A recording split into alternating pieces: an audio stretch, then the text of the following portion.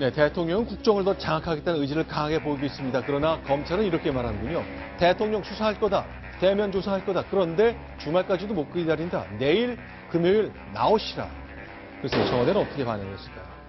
또 하나, 청와대는 역시 내키지 않는 모양입니다. 그러나 친박 의원들 역시 새누리당 내에서 또 국회 내에서 강한 발언을 내놓고 있습니다. 이렇게 얘기했습니다. 촛불, 바람 불면 다 꺼진다. 누가 얘기했을까요? 바로 핵심 친박 의원입니다. 하나씩 좀 알아보겠습니다. 박수영 기자 나오셨는데요.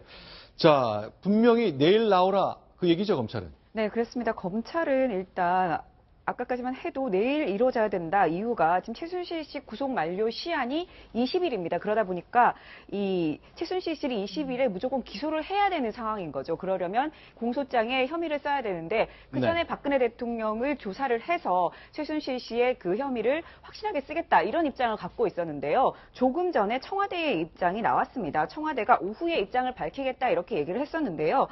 그 국회에서 최순실 특검법이 통과되자마자 입장이 나왔는데요. 네. 다음 주에 대통령 조사가 이루어지게 협조를 하겠다. 이렇게 밝혔습니다. 그러니까 이번 주 조사는 무산이 됐고요. 최순실 씨의 공소장에 박근혜 대통령의 혐의나 공모 여부가 적히는 것도 쉽지 않게 된 상황입니다.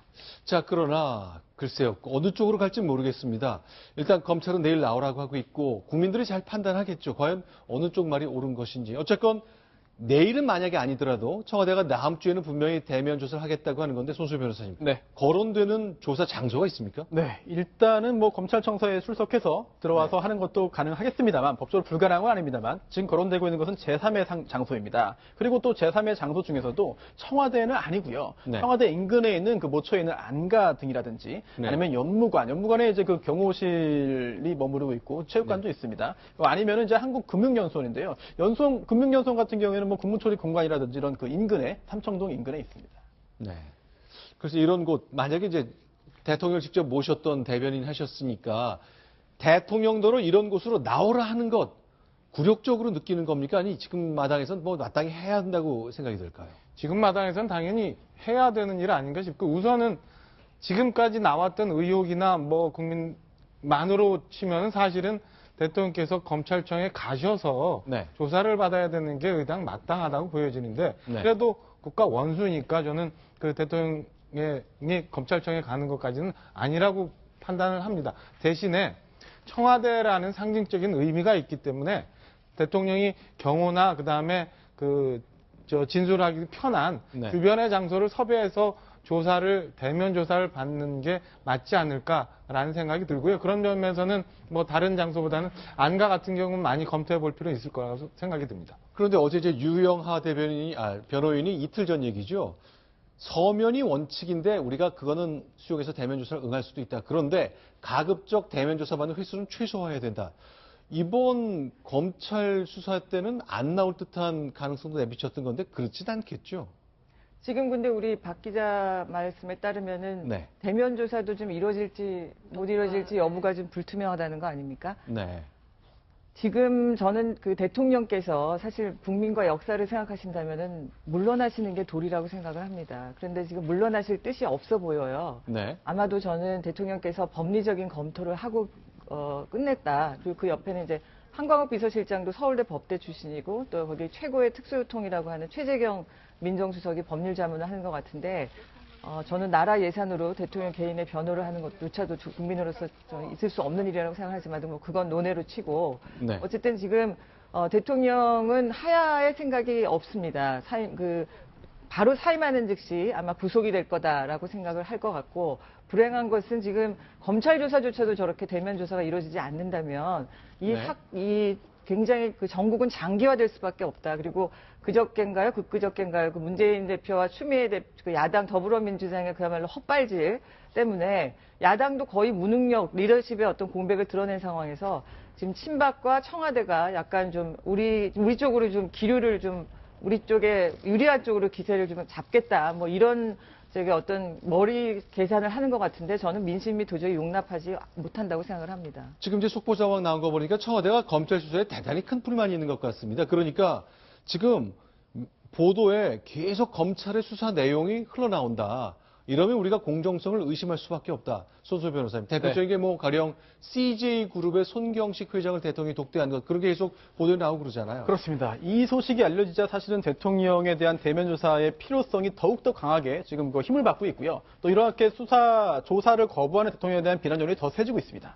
그 내용이 뭐냐면 이제 CJ그룹의 이제 손경식 회장이 이제 작년 7월에 대통령과 만났는데요. 비공개로 만났는데 이 자리에서 검찰에서 이런 매우 중요한 이야기를 했다고 전해집니다.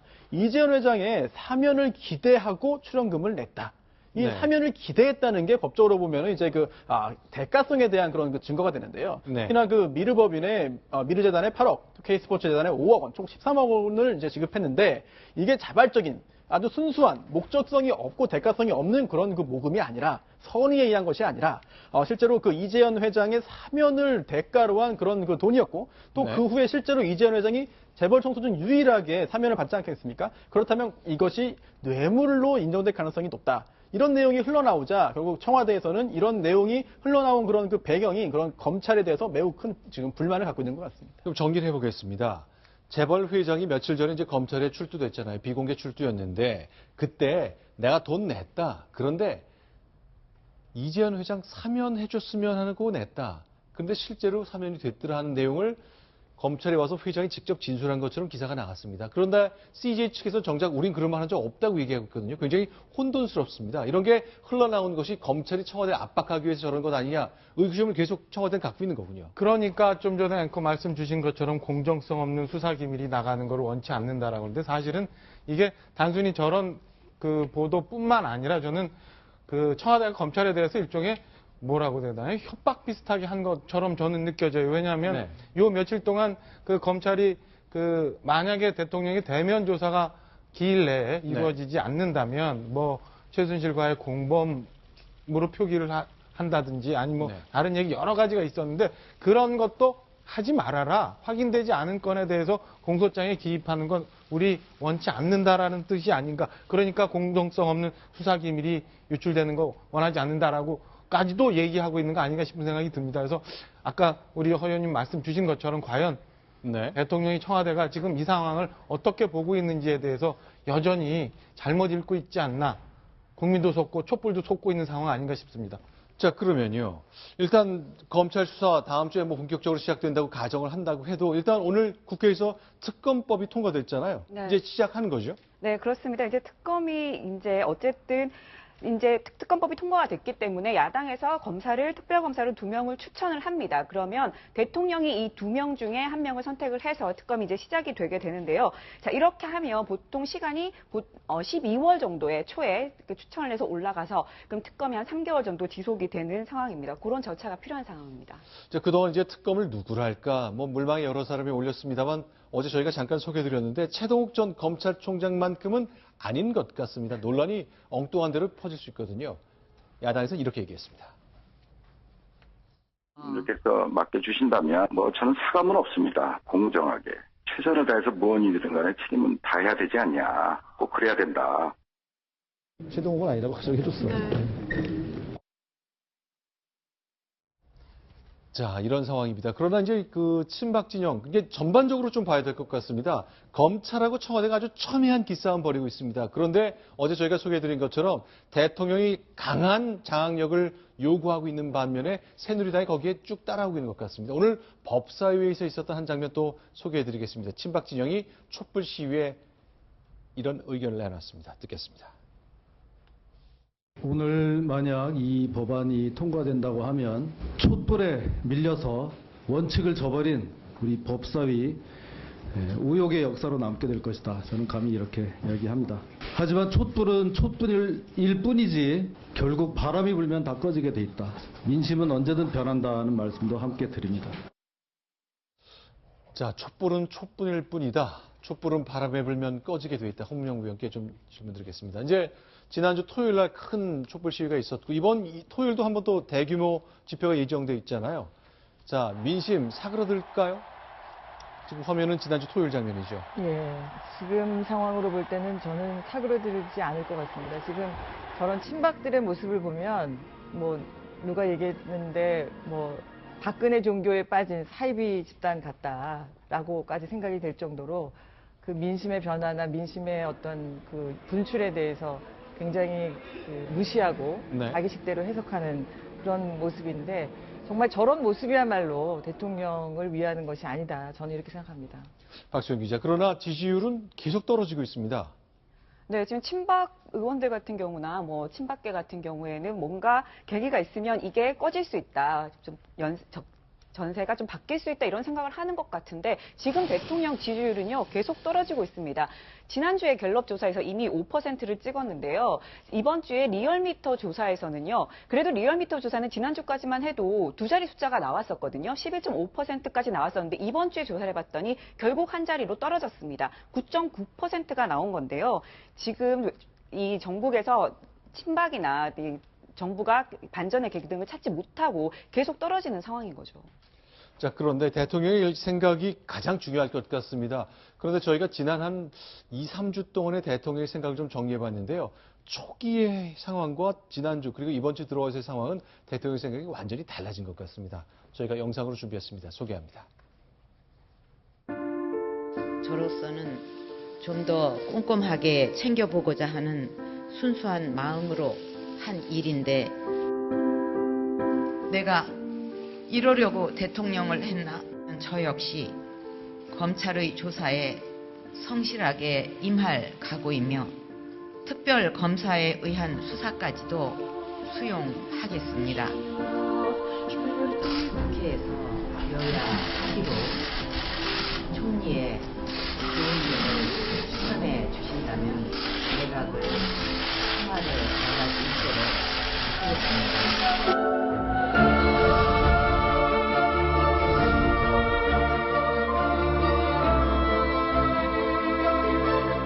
제1당 대표로서 대통령을 만나서 해법을 모색하는 그런 자리를 갖고자 합니다. 감사합니다. 문화체육관광부 제2차관 인사를 발표하겠습니다. 박근혜 대통령은 공석 중인 문화체육관광부 제2차관에 유동훈 문화체육관광부 국민소통실장을 내정했습니다. 자, 오늘 결국 청와대 대변인이 카메라 앞에 마이크 잡고 인사 발표했습니다. 네.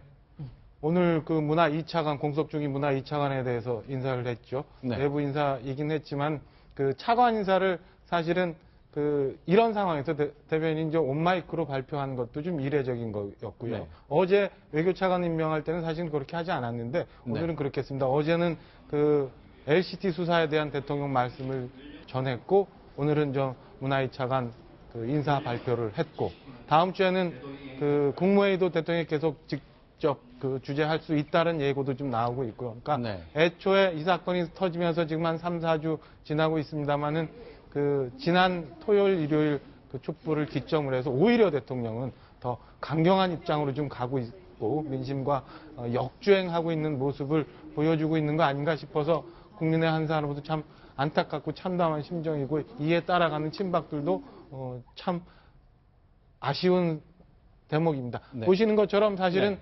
그 애초에 대통령께서 1차 사과를 하는데 그때 90초 녹화 사과라고 해서 굉장히 지탄을 많이 받았죠. 그때 당시 저희가 이제 지금까지 상황을 쭉 보면은 그 대통령이 좀 그 뭐 이렇게 송구한 표현을 하고 자세를 하는 걸 저희가 뭐 0.5점 척도로 한번 비교해보면 한 1 정도 0이면 가장 국민 앞에 낮은 자세로 자세를 낮춘 진심 거고. 어린 표현을 하려는 듯한 거를 치면 그때 당시가 한 1 정도의 그 척도로 보여진다면 그게 오히려 국민들의 감정을 더 상하게 해서 다시 11월 4일 날 9분에 걸친 전 사과를 합니다. 당시도 사실은 앞부분에는 진솔한 사과가 많이 있었지만 뒤에 네. 뭐 이선 후퇴한다던가 권한을 놓지 않는다는 얘기 때문에 다시 촛불이 일어나긴 했지만 자세 자체는 굉장히 이 낮은 자세였어요. 그러니까 척도상으로는 0 정도 됐고. 네, 3주차는 제가 좀 설명을 드리겠는데 이제 국회에 방문했을 때나 100만 촛불이 일어났을 때는 정말 이때까지만 해도 청와대가 이렇게 마이크로 인사권을 행사한 것을 공개하고 할 정도로 전혀 예상되지 않았거든요. 그 다음 주 계속 보겠습니다만 이때만 해도 그렇지 않았었는데 월요일 날 영수회담 무산되면서 상황이 좀 많이 달라진 것 같습니다. 그러니까 그때 갑자기 뭐 불현듯 추미애 대표가 영수회담을 제안을 하고 청와대가 받고 하면서 상황이 급 반전되는 듯 했는데요. 이때가 그 전 상황하고 비교해보면 한 2 정도 상황. 지수로 치면 네, 2쯤 되고, 아닌가 변호사 설명할 때 싶고, 3쯤 됐다가. 네. 그 다음에 어제 LCT에 대해서 엄정 수사해라라고 하면서 4까지 올라가고 오늘 드디어 이제 차관 인사 발표하고 하면서 드디어 과거 그전처럼 국정을 내가 꽉 다지고 국정을 운영하겠노라라는 그 식의 의지를 좀 보여주고 있는 것 같습니다. 무엇이 이런 걸 가장 많이 바꾸는 겁니까? 지난주까지만 또 2주 전까지만 해도 대통령이 거의 울먹이는 사과를 하면서 그야말로 아무것도 하지 않겠다는 뜻을 국민들 앞에 밝히고 그랬었잖아요. 야당 때문입니까? 수사 때문입니까? 뭐 때문이죠? 뭐 둘 다라고 생각이 드는데 지금 우리 박 선생님 말씀하셨듯이 네. 가장 지근거리에서 확인할 수 있는 계기는 아마도 14일 날 네. 그 더불어민주당 영수회담 제안한 것이 이제 무산이 되면서 야당에 대한 지금 국민들의 입장은 사실 대통령도 밉지만 네. 야당에게 과연 이 나라를 맡길 수 있나에 대해서 굉장히 의심이 많습니다. 특히 네. 안보 외교가 중요한 사안인데 특히 문재인 대표의 안보관이나 추미애 대표 안보관에 대해서 굉장히 불안하거든요. 이런 사람들한테 지금 군 통수권을 맡길 수 있을까에 대해서 굉장히 의심을 많이 하고 있는 상황인데 그러다 보니까 야당의 어떤 리더십 공백이 대통령 스스로도 확인이 됐고 또 민심은 뭐 거세게 타오를지라도 시간이 지나면 뭐 대통령에 대한 어떤 동정론이 일지 않을까 뭐 이렇게 생각도 하는 것 같고 또 사실 지금 해법은 2가지인데 정치적으로 여야가 합의를 해서 정말 그야말로 질서 있는 퇴진을 하는 게 정치적 해결인데 그게 잘 안 되고 있잖아요. 그럼 결국 법적으로 뭐 스스로 물러나는 것 방법하고 이제 탄핵인데 이 결과적으로 저는 이렇게 될 경우에 이 탄핵 사태까지 갈 수도 있겠다라고 생각은 합니다. 근데 탄핵 절차가 지금 과연 3분의 2 제적의원 3분의 2 의원들이 모두 찬성을 할 건가? 네. 또 헌법재판소까지 가서 이게 결정이 날 건가? 또 그 과정에서 그 권한 대행을 황교안 총리가 하게 될 경우에 황 총리에게 그걸 맡길 수 있을 건가? 뭐 여러 가지 어떤 해결해야 될 과제들 또 확신이 안 들기 때문에 야당도 지금 굉장히 엉거주춤한 상황이거든요. 자, 그러니까요. 결국 대통령의 메시지 하나는 나는 스스로 물러서지 않겠다. 이선 후퇴해서 권한을 넘겨주지도 않겠다. 국무회의 계속 장악할 것이고 뭐 간단히 얘기하면 내년 2월 달에 검사장 승진 인사도 지금 분위기로 보면 대통령이 할 것 같습니다. 그러니 탄핵할 테면 해라. 이렇게 해석되고 있습니다. 손소희 변호사님. 네. 근데 국회 절차는 뭐 그렇다 치지만 뭐 3분의 2의 동의 이런 절차가 필요하지만 헌법재판소의 9명 인원 구성 때문에 좀 변수가 생길 수 있다면서요. 그렇습니다. 참 이게 이번 사태 때문에 국민들께서 헌법 공부도 해야 되고 또 헌법재판소법까지 공부해야 되는 상황이 되고 말았는데요. 네. 이제 헌법재판관이 이제 평상시에 9명, 정원이 9명입니다. 네. 그 중에서 이제 그 탄핵 결정을 하기 위해서는 재판관 6인 이상이 이제 그 찬성을 해야 됩니다. 네. 그런데 그 9명의 그 헌법재판관 구성이 이렇게 되어 있습니다. 대통령이 3명을 추천하고요. 그렇죠. 그리고 또 국회에서 3명인데 이제 그 1명은 이제 그 야당, 1명은 여당, 그리고 또 1명은 이제 여야 합의로 이제 추천이 되어 있습니다. 지금도. 네. 그리고 또한 대법원장이 3명 추천하는데 이제 그 박한철 헌법재판소장 같은 경우에는 내년 1월에 이제 임기가 만료됩니다. 그리고 또 대법원장이 추천했던 이정미 재판관 같은 경우에도 내년 3월에 퇴임을 하게 됩니다. 네. 그러다 보니까 2명이 이제 빠지고 새로운 재판관들이 임명이 돼야 되는데 네. 그 시간이 걸릴 수도 있겠고요. 또 하나가 9명 중에 6명, 즉 3분의 2가 찬성한다고 탄핵되는 것이 아니라